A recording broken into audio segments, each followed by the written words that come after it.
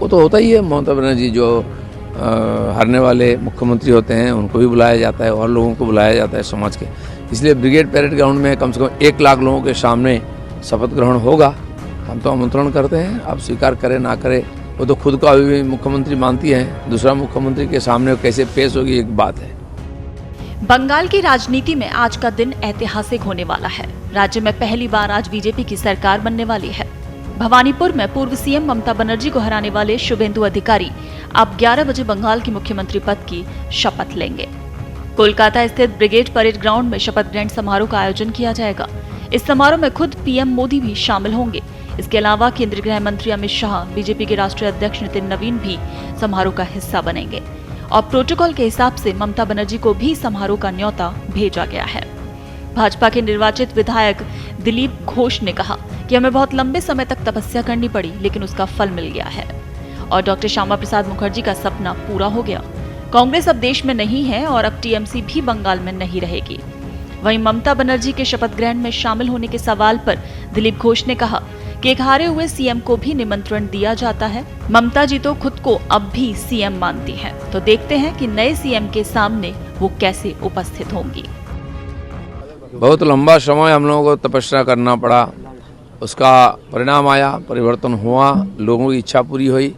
Doctor Shyama Prasad Mukherjee का जो सपना था उसको पूरा करना, लोगों का सपनों का पूरा करना और हमारे बलिदानी कार्यकर्ताओं को श्रद्धांजलि देने का भी काम बाकी है। हमारी सरकार उसका पूरा करेगी। बीजेपी लग रहा है कि आपको कोई कैबिनेट व मिनिस्ट्री देगी, जिस तरह से कल राजभवन भी आप गए थे, ऐसा लग रहा है कि लोगों में उम्मीद है कि आप राजभवन में हमारे विधायक दल के नेता माननीय शुभेंदु बाबू जो नेता बने हैं उनका दावी पेश करने के लिए और हमारे प्रदेश अध्यक्ष जी पार्टी के तरफ से सरकार बनाने का दावी पेश करने के लिए गए थे। मैं भी साथ में था।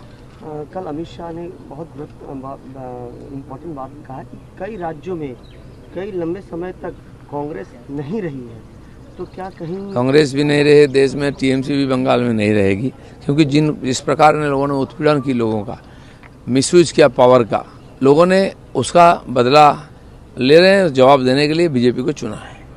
अमित शाह ने कहा है कि उन्होंने धन्यवाद दिया है भवानीपुर के जनता को जो इतने मतों से जिताया। बहुत बड़ा चमत्कार किया भवानीपुर के लोगों ने, बंगाल के लोगों ने जिस प्रकार रिस्क लेके डिटरमाइंड होकर वोटिंग किया है, उसका परिणाम है बीजेपी 200 के ऊपर सीट मिली बीजेपी को। ममता बनर्जी को आमंत्रण दिया गया है, क्या वो जाएंगी? वो तो होता ही है। ममता बनर्जी जो हारने वाले मुख्यमंत्री होते हैं उनको भी बुलाया जाता है और लोगों को बुलाया जाता है समाज के। इसलिए ब्रिगेड परेड ग्राउंड में कम से कम 1 लाख लोगों के सामने शपथ ग्रहण होगा। हम तो आमंत्रण करते हैं, आप स्वीकार करें ना करें, वो तो खुद को अभी भी मुख्यमंत्री मानती हैं। दूसरा मुख्यमंत्री के सामने कैसे पेश होगी एक बात है। आखिरी पॉइंट दादा, हर स्टेट के बीजेपी के मुख्यमंत्री पहुंच रहे हैं बंगाल में, एक ऐतिहासिक। बंगाल हमारा अंतिम लड़ाई था, पूरा देश जीत चुके हैं हम, इसलिए करीब 20 मुख्यमंत्री आज हाजिर रहेंगे माननीय प्रधानमंत्री के नेतृत्व में और हमारे मुख्यमंत्री उसका शपथ ग्रहण करेंगे।